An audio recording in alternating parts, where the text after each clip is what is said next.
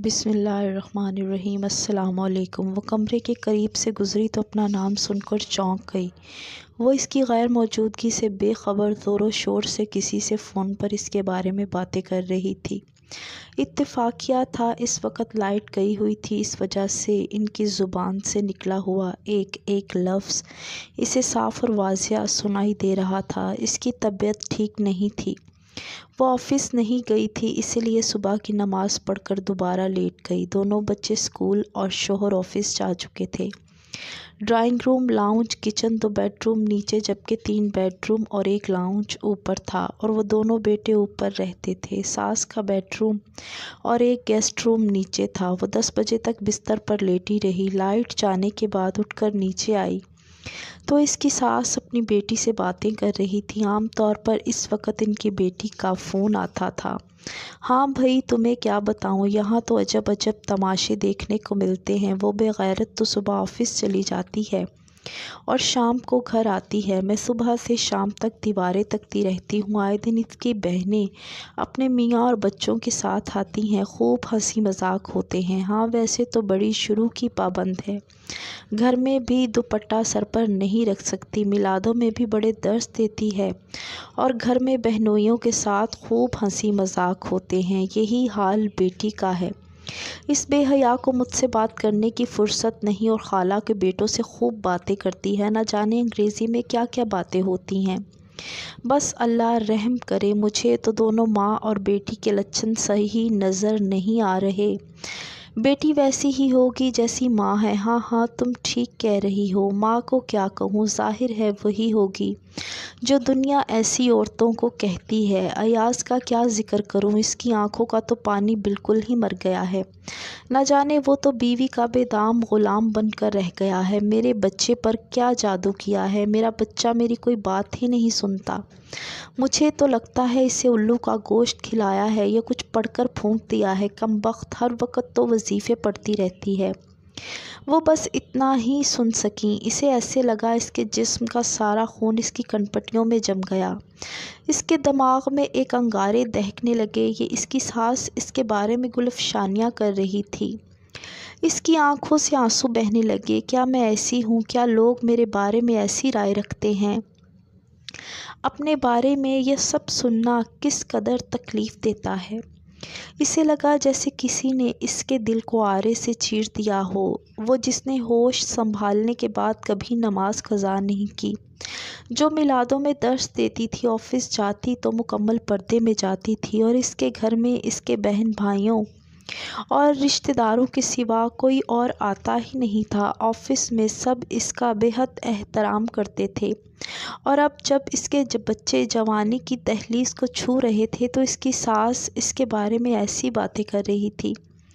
اسے لگا وہ اپنے پیروں پر کھڑی نہ رہ سکے گی۔ اس نے بڑی مشکل سے اپنے آپ پر قابو کیا، پھر دروازے کو اتنی زور سے بند کیا تاکہ اس کی آواز ان تک پہنچ جائے، اور ان کے کمرے کے سامنے سے تیزی سے سیڑھیاں چڑھتے ہوئے اپنے بیڈ روم میں آ گئی۔ اس کا دماغ معاف ہو رہا تھا، پورے جسم میں جیسے آگ سی لگ گئی۔ اس نے فریج سے ٹھنڈا پانی نکال کر پیا اور کمرے میں ادھر ادھر ٹہلنے لگی۔ اس کی شادی کو پورے 15 سال ہو چکے تھے۔ وہ اپنے گھر میں سب سے بڑی تھی۔ اس کے والد فوج میں تھے اور وہ 3 بہنیں تھیں۔ ان کے گھر کا ماحول بے حد خوشگوار اور مہذب تھا۔ امی ابو میں بے حد ذہنی ہم آہنگی تھی، اور دونوں ایک دوسرے کی بے حد عزت کرتے تھے۔ امی اسکول میں پڑھاتی تھیں جبکہ ابو فوج میں ملازمت کرتے تھے۔ ابو گھر کے کاموں میں امی کا برابر سے ہاتھ بٹاتے تھے۔ صبح کو جب امی ناشتہ تیار کرتیں، ابو ان کے لنچ باکس تیار کر دیا کرتے تھے۔ امی ان کے بالوں میں کنگھی کرتی، پھر امی اپنی تیاری کرتی، ابو بھی تیار ہوتے، اور سب ساتھ اسکول اور آفس کے لیے گھر سے نکلتے۔ ان سب کو اسکول پہنچا کر ابو اپنے آفس جاتے، اور واپسی پر ان سب کو لیتے ہوئے گھر آتے۔ گھر کی صفائی ستھرائی اردلی کی بیوی کیا کرتی تھی، اور دوپہر کی روٹی بھی پکاتی۔ باقی کھانا امی رات کو ہی بنا لیتی۔ وہ سب مل کر کھانا کھاتے، دوپہر کو سونا بھی ضروری ہوتا، شام کو سب اٹھتے اور شام کی چائے پی کر ابو کلب چلے جاتے۔ وہ تینوں ہوم ورک کرتیں، کبھی پاس پڑوس سے امی کی فرینڈز آ جاتیں یا کبھی امی کاموں سے فارغ ہو کر کسی دوست کے گھر جاتیں۔ کبھی کبھار امی ابو رات کو کہیں ڈنر پر چلے جاتے تو اردلی کی بیوی اپنے کوارٹر سے ان کے پاس آ جاتی۔ وہ عام طور پر آرمی کے علاقوں میں رہتے تھے جو بہت محفوظ اور صاف ستھرے ہوتے تھے۔ انہوں نے اپنا بچپن اور جوانی صاف ستھرے اور لڑائی جھگڑوں سے پاک ماحول میں گزارا۔ مریم ان تینوں میں سب سے بڑی تھی۔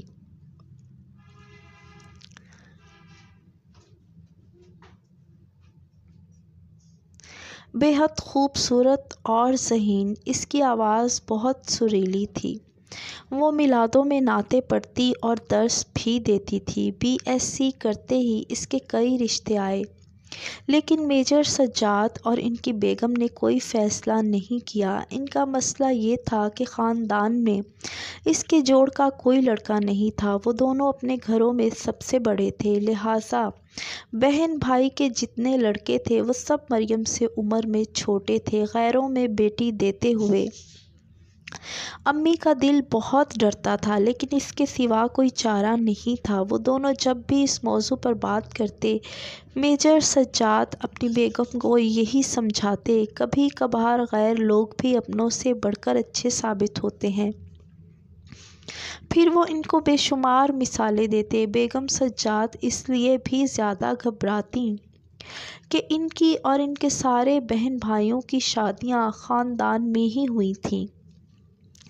سجاد صاحب ان کے سگے خالہ زاد بھائی تھے اور سب بہت ہی اچھی طرح گھل مل کر رہتے تھے۔ آج بھی ان کا خاندان مثالی خاندان کہلاتا تھا۔ کبھی کبھار ایسا اتفاق ہوتا ہے کہ پورے خاندان میں دور دور تک لڑکیوں کے جوڑ کے لڑکے نہیں ہوتے۔ مریم کے ساتھ بھی کچھ ایسا ہی ہوا۔ قریبی رشتہ داروں کے علاوہ دور دور تک کوئی رشتہ نظر نہیں آتا تھا۔ امی سمجھانے کے باوجود بھی پریشان رہتیں۔ مریم کے BSc کرنے کے بعد میجر سجاد نے فوج سے ریٹائرمنٹ لے لی، اپنا بزنس شروع کر دیا اور مستقل طور پر کراچی میں ایک فلیٹ لے لیا، جس سے انہوں نے بڑی محنت اور چاؤ سے سجایا۔ اس نے کراچی یونیورسٹی میں داخلہ لے لیا۔ MSc کرتے ہی بیگم سجاد کی ایک جاننے والی اپنے بھتیجے کا رشتہ لے کر آ گئیں۔ لڑکے نے یونیورسٹی سے BA کیا تھا اور پاکستان میں جاب کرتا تھا۔ لڑکے کی 2 بہنیں اور 2 بھائی تھے۔ ماں کالج میں لیکچرار تھی۔ باپ کا انتقال ہو چکا تھا۔ دونوں بڑے بھائی اور بہنوں کی شادیاں ہو چکی تھیں۔ دونوں بھائی الگ الگ رہتے تھے، صرف لڑکا ماں کے ساتھ رہتا تھا۔ میجر سجاد اور بیگم سجاد نے اپنی استطاعت سے بڑھ کر جہیز دیا اور وہ اپنے گھر سے رخصت ہو کر سسرال آ گئی۔ سسرال میں آنے کے 1 ہفتے بعد ہی اس پر انکشاف ہوا کہ یہ لوگ جیسے نظر آتے ہیں ویسے نہیں۔ وہ سب ڈائننگ ٹیبل پر بیٹھے کھانا کھا رہے تھے۔ شام کو ایاز کی چھوٹی خالہ آئی ہوئی تھی۔ انہیں اس کی امی یعنی اس کی ساس سے کچھ شکایتیں تھیں۔ وہی باتیں اس وقت ڈسکس ہو رہی تھیں۔ اس کی تو ہمیشہ سے یہی عادت ہے، جب بھی ہمارے گھر میں کوئی خوشی ہوتی ہے یہ اسی طرح جھگڑے فساد کی باتیں کرتی ہے۔ اب ایاز کے ولیمے میں اسی لیے شرکت نہیں ہوئی کہ میں نے بارات والے دن دلہن کے گھر والوں سے اس کا تعارف نہیں کروایا۔ اس کی ساس اپنی بہن کی شکایت کی وجہ بتا رہی تھی۔ آپ نے بہت اچھا کیا، وہ اس قابل نہیں کہ اس کا کسی سے تعارف کروایا جائے۔ ایاز کے اس جملے پر مریم نے حیرانی سے اس کو دیکھا، کہیں اس سے سننے میں کوئی غلطی تو نہیں ہوئی؟ اس کا شوہر اپنی خالہ کے بارے میں اس طرح کہہ رہا تھا۔ اس نے تو گھر میں یہی سنا اور دیکھا کہ خالہ تو ماں جیسی ہوتی ہے، بلکہ اس کی خالائیں تو اسے ماں سے بھی بڑھ کر چاہتی تھیں۔ ایاز ٹھیک کہہ رہا ہے، آپ کو تو انہیں شادی پر بھی نہیں بلانا چاہیے تھا۔ آپ کو پتہ نہیں کہ وہ کس طرح ہمارے گھر میں فساد کرواتی ہیں۔ اس کے بڑے بھائی نے، جو 2 دن بعد واپس دبئی جانے والے تھے، ایاز کی ہاں میں ہاں ملائی۔ اس عورت کو تو محفل میں بیٹھنے اٹھنے کی تمیز نہیں۔ ایاز نے اس قدر بدلحاظی سے کہا کہ اس کے ہاتھ سے چمچہ چھوٹ کر پلیٹ میں گر گیا۔ کیا ہوا؟ سب نے چونک کر اسے دیکھا۔ کچھ نہیں، تمہاری طبیعت تو ٹھیک ہے؟ اس کی ساس نے انتہائی محبت اور نرمی سے پوچھا۔ صبح سے اسے ہلکا ہلکا بخار تھا، میں ٹھیک ہوں۔ اس کی آنکھوں کے آگے اندھیرا چھانے لگا۔ یہ کیسے لوگ ہیں، بظاہر اس قدر شائستہ اور مہذب؟ انہیں دیکھ کر کوئی یقین نہیں کر سکتا کہ وہ ایسی باتیں کر رہے تھے۔ وہ اپنی جگہ سے اٹھ کر کھڑی ہوئی تو ساس جا کر کہنے لگی، جاؤ آرام کر لو، میں دودھ بھجواتی ہوں۔ اس کی ساس نے اسے دیکھ کر پھر اپنی محبت کا اظہار کیا۔ دوسرے دن جب وہ اپنے ماموں کے گھر دعوت پر گئی تو اس کی آنکھوں کی اداسی اور چہرے کی پریشانی کو سب سے پہلے امی نے محسوس کیا۔ تم چپ کیوں ہو؟ امی تنہائی پا کر اسے ایک گوشے میں لے گئی اور اس سے پوچھا۔ نہیں، میں چپ نہیں ہوں، آپ کو خواہ مخواہ محو ہو رہا ہے۔ کسی نے کچھ کہا ہے کیا؟ امی کی تسلی نہیں ہو رہی تھی۔ نہیں بھئی، ایسی کوئی بات نہیں، کوئی بھلا کیا کہے گا؟ اس نے امی کو تسلی دیتے ہوئے کہا، دیکھو ابھی تمہاری نئی نئی سسرال ہے، غیر لوگ ہیں، کوئی بات بری لگے تو اس سے زیادہ محسوس نہ کرنا۔ غیروں کو اپنا بنانے کے لیے بہت صبر سے کام لینا پڑتا ہے۔ ہاں، سبھی اچھے ہوتے ہیں، اور ایاز کی امی تو میرا بہت ہی خیال رکھتی ہیں۔ اس نے کہا، بس اللہ کا شکر ہے کہ اچھے لوگ مل گئے۔ آپ کو ایک لمحے کے لیے اس گھر میں دیکھنا نہیں چاہتا۔ آپ ابھی اور اسی وقت میرے گھر سے نکل جائیں۔ ایاز غصے سے چلا رہا تھا اور وہ اپنے بیڈ روم میں بیٹھی تھر تھر کانپ رہی تھی۔ شام کے اس کے ماموں آئے تھے اور پھر باتوں باتوں میں بات اتنی بڑھ گئی کہ ایاز اور اس کے ماموں کو گھر سے نکل جانے کو کہہ دیا۔ ماما، تمہیں پتہ ہے ماموں کو ماموں کیوں کہتے ہیں؟ اسے امی کی باتیں یاد آ رہی تھیں۔ اس لیے کہ ماموں تمہاری ماں سے دگنی محبت کرتے ہیں۔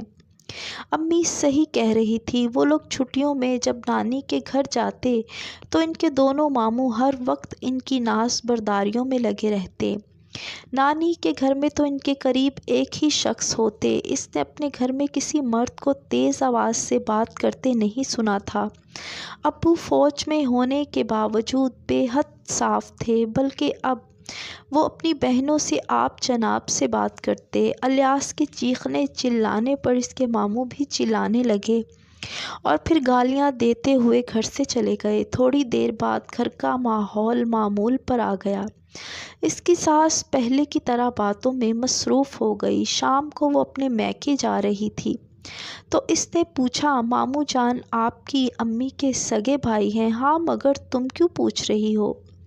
آپ اپنے ماموں سے کس طرح بات کر رہے تھے؟ یہ لوگ ایسے ہی ہیں، ان سے اسی طرح بات کرنی چاہیے۔ وہ اور زیادہ بدتمیزی سے بولا، لیکن وہ آگے کچھ نہ کہہ سکی۔ مگر آپ کی امی کچھ نہیں کہتی۔ وہ صحیح طور پر اپنی بات کی وضاحت بھی نہیں کر سکی۔ امی کیا کہیں گی؟ وہ تو خود ان کو ایسا سناتی ہیں کہ ان کے 14 طبق روشن ہو جاتے ہیں۔ ایاز نے فخر سے کہا، لیکن یہ تو غلط بات ہے۔ اس نے کمزور کا احتجاج کیا۔ تم ان لوگوں کو نہیں جانتی، یہ انتہائی گھٹیا لوگ ہیں۔ اس کا مطلب ہے میں بے حد صاف ستھرے خاندان سے نکل کر ایک گھٹیا خاندان میں آ گئی ہوں۔ اس سوچ نے اس کے اندر گھٹن سی پیدا کر دی۔ اسے لگا اسے سانس لینے میں مشکل ہو رہی ہے۔ چند ہی دنوں میں اسے پتہ چل گیا، یہ لوگ لڑائی جھگڑے تو اس کے سسرال کے روزمرہ کے معمولات تھے، جن کے بغیر وہ لوگ چین سے نہیں رہ سکتے تھے۔ اس کی ساس کے بہن بھائی ہر دوسرے تیسرے روز آتے اور پھر چھوٹی چھوٹی باتوں پر لڑائیاں شروع ہو جاتی۔ تم نے ایاز کے عقیقے پر اپنی نند کو کھانا ساتھ دیا۔ اگر آپ کو یہ سٹوری اچھی لگی اور اسے آگے سننا چاہتے ہیں تو لائک کریں، شیئر کریں، سبسکرائب کریں۔ شکریہ۔